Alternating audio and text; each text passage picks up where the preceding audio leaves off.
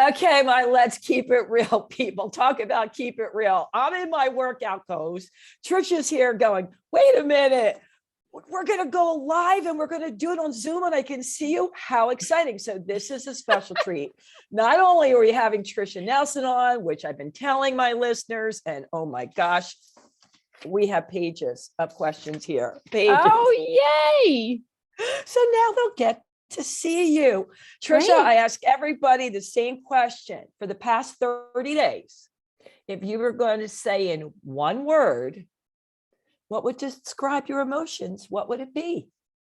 Over the past 30 days? Only 30 days. Yeah. Okay. In the past 30 days, I'd say love.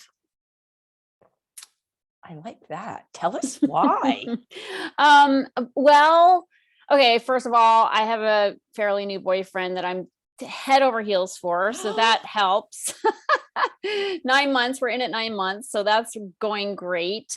Totally in love. But beyond that, this past month, I've been blessed to hang out with many of my entrepreneurial sisters, people that I hang with and we support each other. We have online businesses. And so I went up to Santa Cruz and hung out with some of them, and that was really fun. And then I just went to Tampa and hung out with some of my other entrepreneurial fellows. And these are all really heart-centered, health-minded people. And we support each other and we promote each other's work. And so it's just been like a big love fest. Not to mention, I have clients getting amazing results, and we had a retreat online for 2 days last weekend. So yeah, there's been a lot of love going on. Okay. Well, first of all, that's a whole nother podcast. I would love to talk about the boyfriend, because when you're in love, everything is just amazing. It is amazing. I'm so talk about gratitude. I'm so over the top. I think it's great. Little things like, that's okay. It didn't work out. That's fine. It's all good. All right. So Tricia, I've looked at all your stuff. Incredible. I love what you're putting out there. I can't believe we've been in these same kind of paths and different directions and haven't met. So kudos for you for putting this out to the world. Thank you. Thanks so much. And I understand the fact that being with entrepreneurs who support one another. It's so important. It's so important. Yeah. And I feel recently that even more women are supporting women than ever before in business. Yes. Oh my God. I couldn't do without my women friends. Forget about it. It's just the best. It's so great. I actually have one of my friends staying with me right now. She's from Costa Rica and she said she's going to be in LA. I'm like, well, come stay with me. So she's been in my house for like a week and a half and she's doing her thing. I'm doing my thing. I gave her a key and it's just great. It's just the more, the better. Yeah. Yeah. Okay. So I've been telling them a little bit about your journey, and we're going to add that in because I know we're running tight on time. But the biggest question I want to get to right away came from a guy, actually, because we have a lot of cool male listeners. And he said, I call him Billy Bob. Billy said, please ask Tricia, isn't all eating that doesn't serve your body well emotional eating? Bingo. Go Billy Bob. Go Billy Bob. My feeling is we're all emotional eaters. I think that we're hardwired to have an emotional connection with food. That's why, we subsist as a species. And think of a mother breastfeeding her child. That's an incredibly emotional experience. So, I think that anybody who is eating beyond nutritional need, beyond sustenance, is probably, doing a little emotional eating. So that is my feeling, is that it's really easy to do. Food is super yummy. It's comforting, especially carbs and sugar. It gives us a serotonin effect, calms us down, kind of softens the edges of life. And so it's super easy to do. And so, it's not an indictment of anybody. I feel that we're all emotional eaters. It really comes down to where we are on the spectrum. So if we're all emotional eaters, I do refer to it as a spectrum. So you have emotional eating on the low end and food addiction on the high end. Now, my story, I was a total food addict. I love to binge. I'd get my ice cream and my cookies and then chips, because you have to have salty with the sweet. So I get it all together. I'd sit in front of the TV, binge watch some shows. and eat food. And it all seemed really good going into it. Like I didn't plan on feeling totally disgusting and stuffed and hating myself, but that's what happened when I couldn't stop. Okay. And so that's, and not only would I do that once, but then I'd feel so mad at myself and I'd beat myself up that it would perpetuate the pattern and I just keep falling down into it. Or I'd be like, I'm going to starve, for the day. I'm not eating anything. But then by nighttime, I'm hungry and I'm doing it all over again. So that's more the food addiction side of things. And there's many more telltale signs of this being an actual addiction, like you can't stop. You have mounting consequences that you don't plan on. It affects many areas of your life, your sex life, your work life, your relationship with your kids, because all you can think about is food and you're not really present with people that you love. So, not to mention the physical consequences of heart disease and diabetes, prediabetes, and on and on and on. So there are many, many consequences. So where you are on that spectrum is really determined by how much control you have to pull back. You go on a cruise, you gain 5 pounds, you're like, I feel crappy. I'm going to go on a diet, or I'm going to jog extra, cut out sugar. That's somebody has a lot of control versus me. Whereas once I put on weight, then I feel terrible. And then I just keep falling down that rabbit hole. So, so I've considered it a spectrum. I actually have a quiz on my website where somebody can take the quiz and find out where they are in that spectrum. And then, and so that's super helpful as well. As I told my girlfriends, I called them the porch peeps. And over COVID, we would sit out on the porch with space heaters. And let's just call it like it is. We drank a little too much wine. We did, we just did. Yeah. But it's the same thing. We knew how to pull back. But then there was a few of us. I got about 28,000 questions. Oh, please. Oh, please. I didn't think of myself as an emotional eater, but I really do think I'm an emotional drinker, meaning at least 2 to 3 glasses of wine a night. And maybe I'm doing it because I can't deal with reality out there. Now what? It's easy to do. And, and it's, to me, if it's worth doing, it's worth overdoing. That's my addictive nature. And I did it with alcohol as well. So, and I think the pandemic did certainly create a whole lot more emotional eaters than ever before. I mean, I had friends who never thought of themselves as emotional eaters calling me and being like, Tricia, oh my God, I can't get out of the kitchen.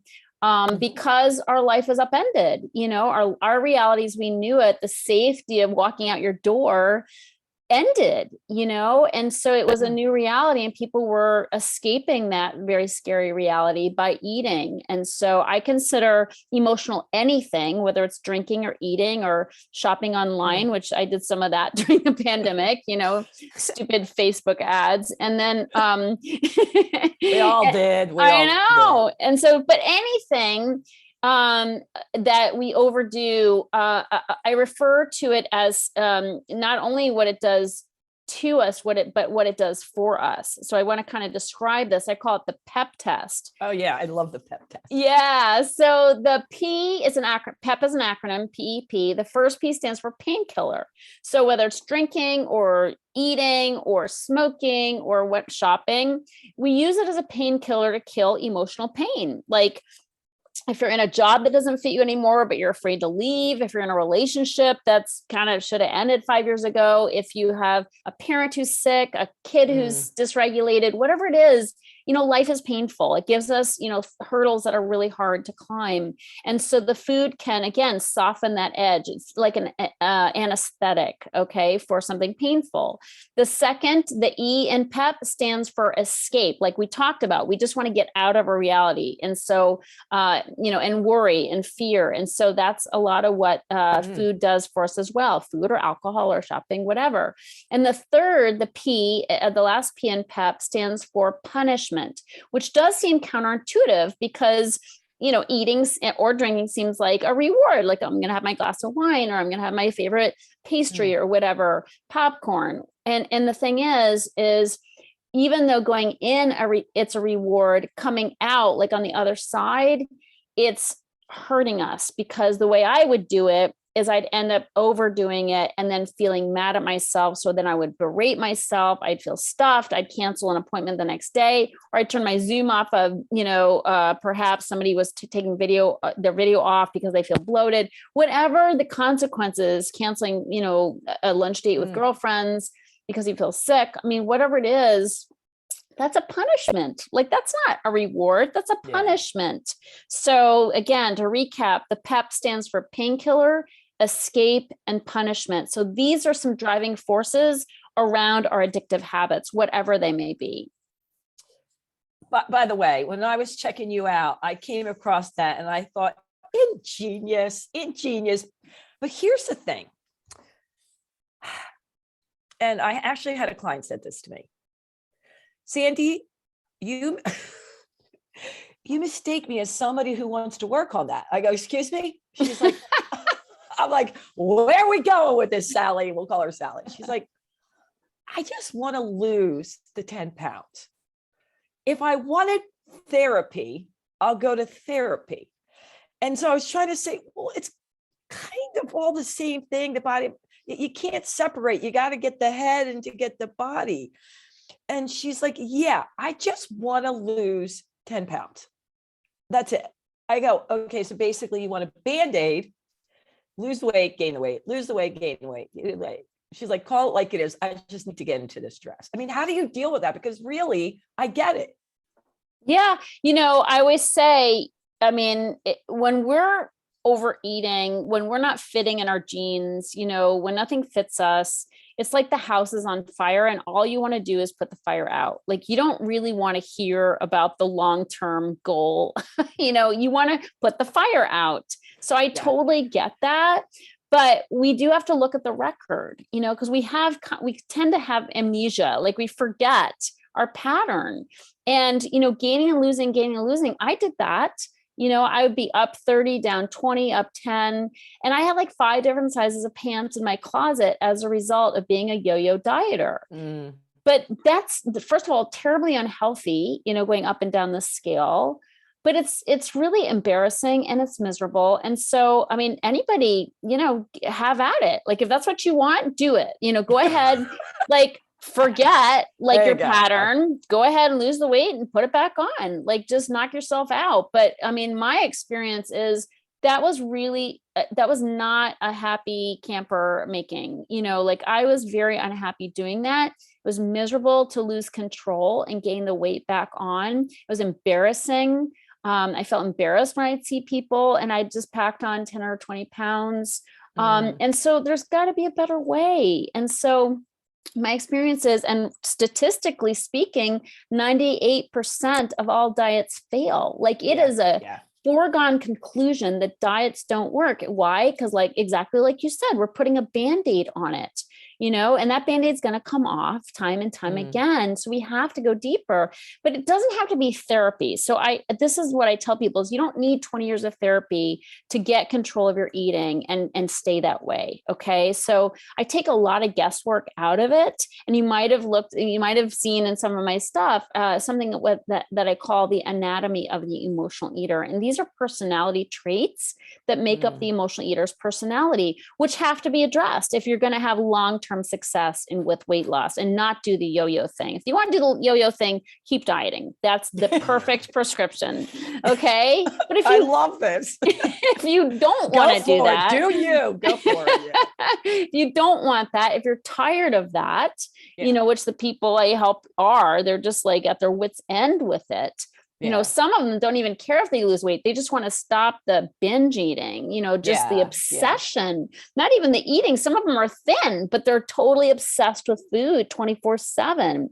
So that's, crazy making in and of itself. So, but the point is you don't need 20 years of therapy, but you do have to look at how you're living. Because my experience is it's a living problem, not an eating problem. So when we're dieting, we're making it an eating problem, a weight problem, but overeating, overweight comes from overeating and overeating comes from what's eating you.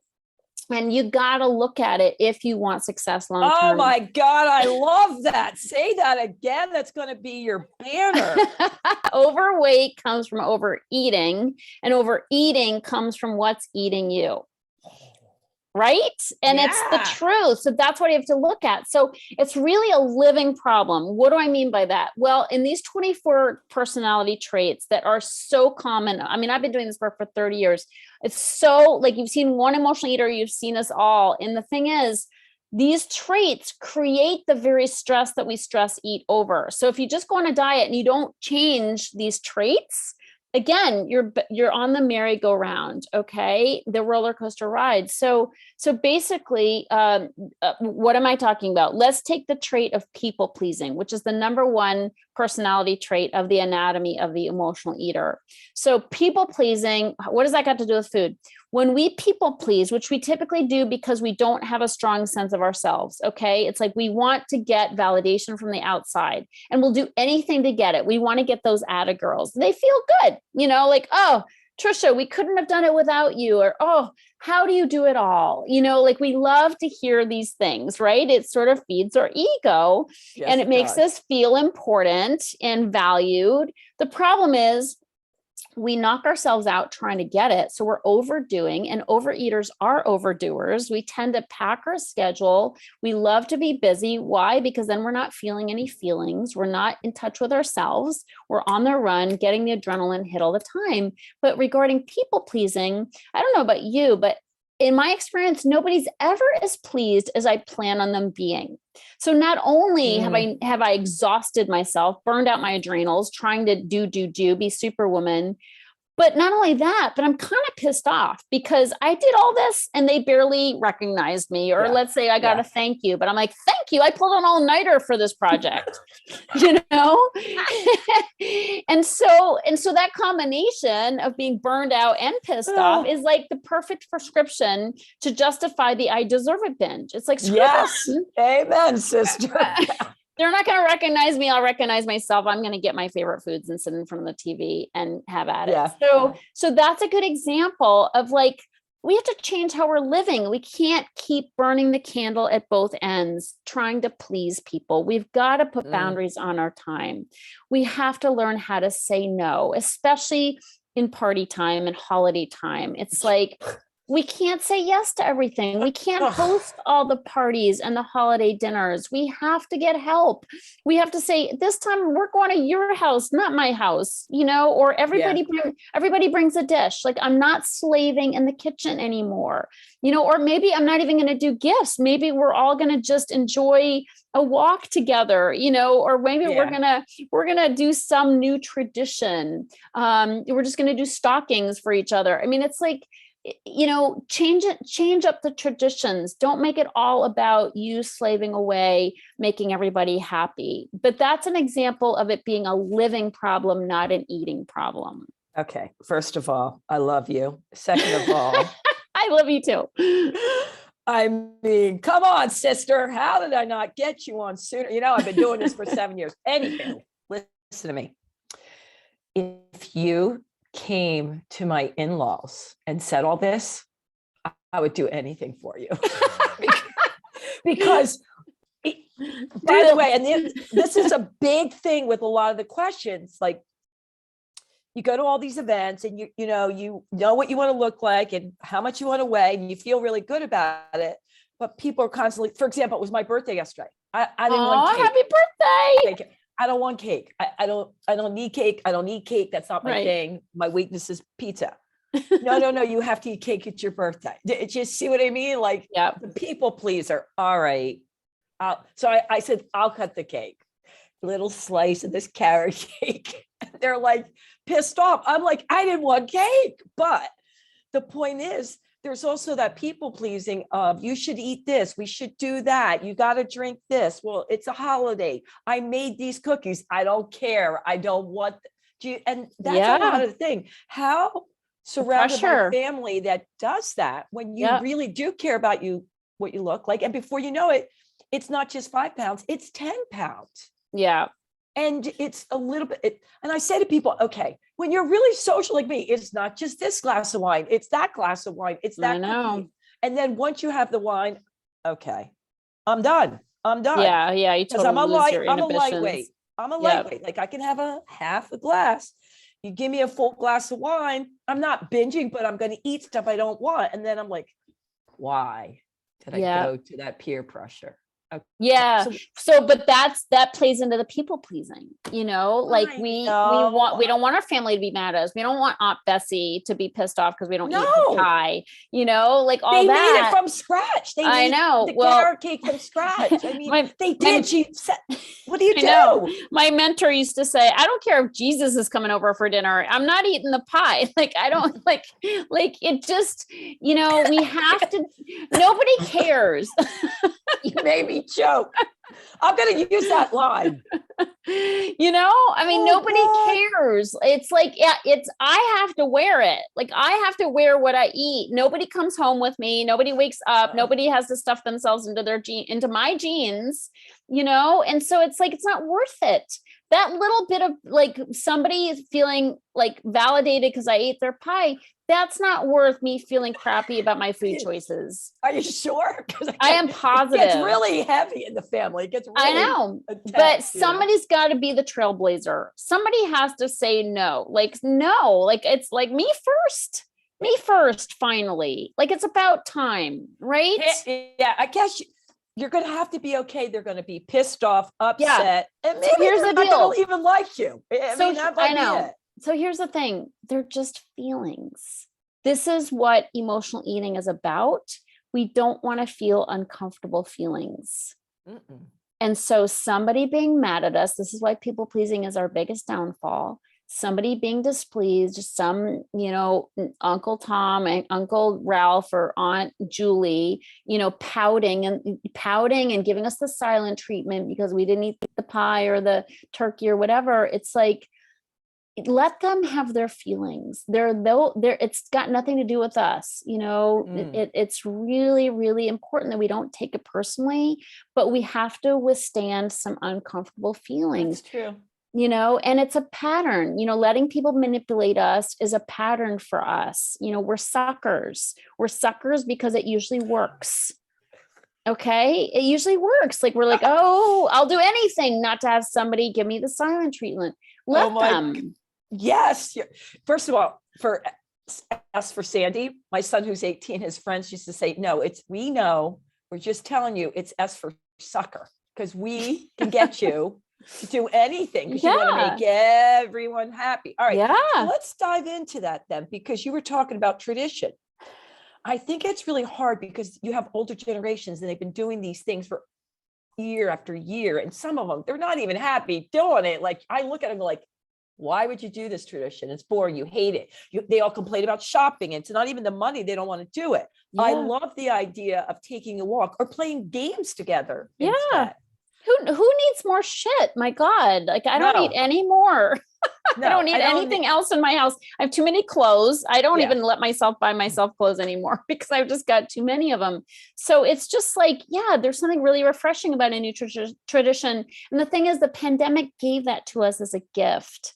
Like, we had to do holiday time on Zoom last year. Yeah. Like, we changed it up, right? It's like there were some big, like, we were freed from a lot of tradition on account of the crazy pandemic. So we all proved to ourselves we could change things up and survive it. We don't have to go back to the tradition, and we can create new traditions. And so that, to me, it's just like, let's try it. Let's just try it. I mean, that's what I live in California. People in California, California started from people breaking tradition and going across country. I'm from the Northeast. People will say, I moved away from home. Where'd you move? Next town over. Like, that's how big we stretch back in the Northeast. But here they moved all the way across country. Like, so much ingenuity comes from California because people just broke away. They just tried something totally new, a whole new land, and so that's still in people's blood here of like, why not try something different? Why not, stand on your head? It's just kind of in the culture to just break tradition and try new things, and good things come from that. I could be there in a few hours. We could have, Where are you? Together. Where do you live? I live in the suburbs of Philadelphia. Yeah. But pre-pandemic, I was in California all the time because every single one of my creepy friends all moved out there, all of them, all up and down. You name a Well, city. now they're leaving because it's so damn expensive. But they're still there. Bottom line is, they're still there. There's a sense of adventure is my point. And that's really Absolutely. why I'm here is I just love the sense of like, let's shake things up. Let's try something different. Like who says you have to do it this way? I'm with you. I'm going on a hike for Thanksgiving. I'm not even doing turkey. I'm just going for a hike. That's all I want to do. So I am. Of course, I'm not around family. If I was around family, I would be with my family. Well, I compromise. I'm a big mountain biker and hiker. So I do that first and I show up late. Nice. And they kind of accept I'm going to miss hors d'oeuvres. Uh-huh. I get the look. I get the But you live through it. And you're so fabulous. They really don't hold it against you. No, that's not true. It could be 6 weeks to 3 months of oh my God. sort of sideline treatment. Yeah. They can say stuff like, she wasn't raised well. Oh yeah. It's all right. That's so okay, funny. listen. So let me get in 2 more questions. The big one is, and they definitely should go to your website. And I know we will talk about your book, but George, these are fake names, says, okay, now I know I'm an emotional eater. Now what? Now what do I do? I get it. I do it. And he says he does it for 2 reasons. He knows it. Whenever he's stressed out about his business, number 1. Mm-hmm. And number 2, whenever his wife gives him too many honey-do lists. Oh God. Yeah. Wifey, lighten up, wifey. Yeah. So these are important things. So he's talking about stress and resentment. Okay. So, and these are real causes. I mean, the truth is these are real causes. Now what is we need a new setup for the day. So what we need to start the day putting money in our spiritual bank account. And what do I mean by that? I mean, self-care. So starting the day, not on our phone, not answering email, not on, TikTok or Instagram, but basically being still and quiet and connecting to our spiritual source. Okay. Why? Because we're going to need that in the day because, hour by hour, we're adding stress to the day. And the hardest time for emotional eaters is late afternoon and into the evening. Why? Because we have this overload of stress. So I say, start the day with meditation, prayer, yoga, spiritual readings, a walk in nature, something that will help you get something or several things that'll help you get still and quiet and grounded, nourish yourself at a deeper level. We're not eating because we're hungry for the foods we eat, even though they are yummy. I love chocolate. I love all the ooey gooey chewy foods, but that's not what I'm really hungry for. And chances are people who are emotionally eating, they're hungry at a deeper level. They're hungry for sustenance. And so give yourself that sustenance first thing in the morning, a spiritual or motivational reading that can just feed your soul. And so start your day that way. Later in the day, when you're stressed out, you can draw on that. You've put money in your spiritual bank account. You can take withdrawals and not be on empty, like not have an overdrawn account. And so that's really, really important. Love it. Also, community is very important. Being around other emotional eaters. I do all my work in groups because my clients get from each other as much as they do from me. Like they're supporting each other, cheering each other on, and it makes it easier to go into those dangerous parties and family gatherings where people are giving you the silent treatment. It's like you got your people behind you who are also saying no, no, thank you. And screw it if you don't like it, so that super helps also is, but the other thing is resentment, and resentment is one of the 24 personality traits of the emotional eater and I do outline those in my book, Heal Your Hunger. Okay. So the resentment's a big one though. And it's like, I mean, again, the living problem. We have relationship issues, and when somebody gives us too many honeydews, and we feel burdened. And we feel like kind of like take it for granted or whatever, that will feed our eating, so to speak. It's like that stuff weighs on us and it does feel the overeating, and that has to be addressed. Like, can we find a better way to do this? Like, can we find a better, way of operating as a partnership? So I don't end up feeling resentful, or like I don't have a minute to breathe. Like I do all the slaving at work, and then I come home and there's a whole nother list of things to do. Like, this isn't really working. It's making me resentful, and I'm eating at you. Like, I'm basically eating at you, so that has to change. It has to be addressed. And a diet won't do that. No. Right. A diet doesn't give you tools for living. It doesn't give you, I ate because life was stressful and I had resentments. I was overloaded. I was overdoing. And a diet doesn't give you new tools for living. And this is what I needed. Instead of turning to food, I needed healthier coping tools. By the way, I'm laughing because this one lady wrote in, and I can't get into her whole question. She's like, yeah, I was going to write you all this stuff, but basically I'm just going to say, Sandy, I have to deal with my shit. Amen, sister.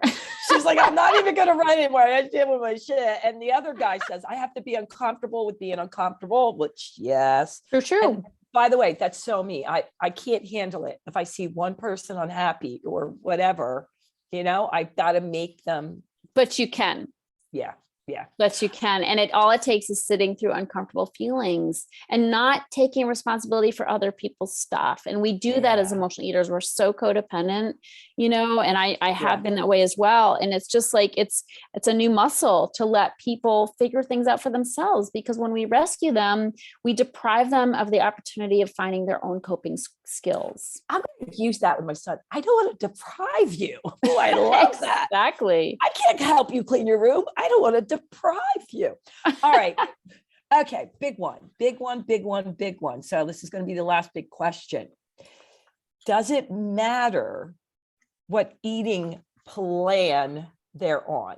Because that's where they get tripped up. So we're talking about the emotional eating over here, but then what they're actually eating, and I get it, they get confused. Intermittent fasting, paleo, keto, Mediterranean. I mean, we could go on and on. Yeah, there's so many different plans. Most emotional eaters have tried them all because it's like, oh, it's in the plan. It really doesn't matter. I'm not a big fan of intermittent fasting for emotional eaters, people with disordered eating, because going too long without eating sets up these very primal responses inside of us, like this alarm that says I'm starving.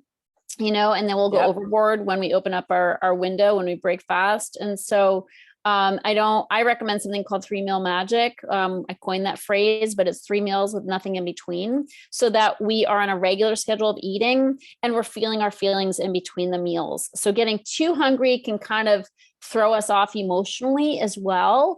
So I just like the very simple breakfast, lunch, and dinner. And you can still do 12 hours between dinner and breakfast and get the intermittent fasting effect that way, with the 12-hour, fast. So, but that just gives more regularity to your day. And I always ask somebody, like, how would you feed your sweet baby daughter? Would you tell her she's going to fast for 15 hours and lose some weight? No, like, you wouldn't do that to your kid, your daughter, your son. So why are you doing it to yourself? Why are you looking for these crazy hacks? And again, I understand the science is there for IF, but not if you end up going overboard and eating crap. What's been accomplished? Nothing. You're better off, like, slow and steady wins the race. Like, just feed yourself good, healthy meals, whether it's paleo or vegetarian, vegan, what works best for you. You have to find out what's good for your body. You can't just take somebody's word for it. You have to start listening and tuning into your own body. We all have our own divine physician within. But if we're emotionally eating and driven by our emotions, we're never going to know what our body needs, because we're overloading all the time and we're snacking all day long. So the thing about the 3-meal magic is, like, we're putting some space between meals so we can really identify what our emotions are, because you have to feel it in order to deal with it, and if you're just on, like, numbing out all day with snacking, you're never going to be able to really face the emotional eating, because you don't know what your emotions are. I love this. I can't wait to put this out, but we got to switch gears. We have to switch gears really quick and go to rapid fire. You ready? You got it. Fun questions. You bet. Favorite color? Pink.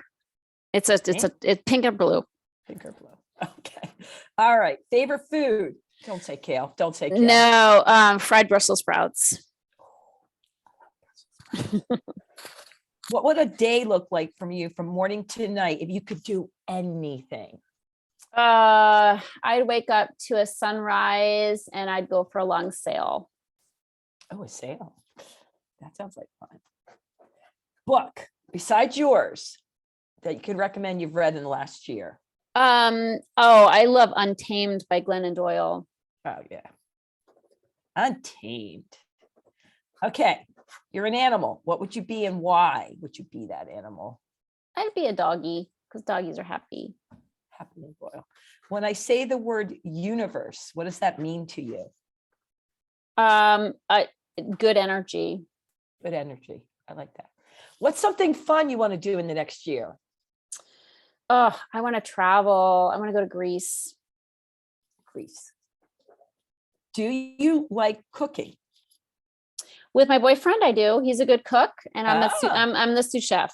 So yes, I've just started to like cooking. Anything you like to do that's like a guilty pleasure? I just like watching a movie on the couch Yeah. With the boyfriend. with the boyfriend, of course. Yeah. All right, Tricia, this has been so great. Please tell us everything and everywhere they can find you. You bet. My website is healyourhunger.com, HEAL, healyourhunger.com. You can take the free quiz there to find out if you're an emotional eater or a food addict or somewhere in between. It's free. It takes 2 minutes. I'm on Instagram at Tricia Nelson _ at the end of Nelson. Excuse me. I have a podcast called The Heal Your Hunger Show. And I do a lot of riffing on there about my own experiences with emotional eating. And once in a while, I talk about my clients as well or have them on. So fun. I'm so glad we figured this out. This has been perfect before Me too. the holiday. This has been so great. My Let's Keep It Real people. I know Tricia Nelson kept it real. So please share, like, rate, pass it on. And if you just give it to one person that will be inspired by this, I'd be so happy. You know what I'm going to say. Until next time, toodles. Thanks, Tricia. Thanks so much. Great to be with you.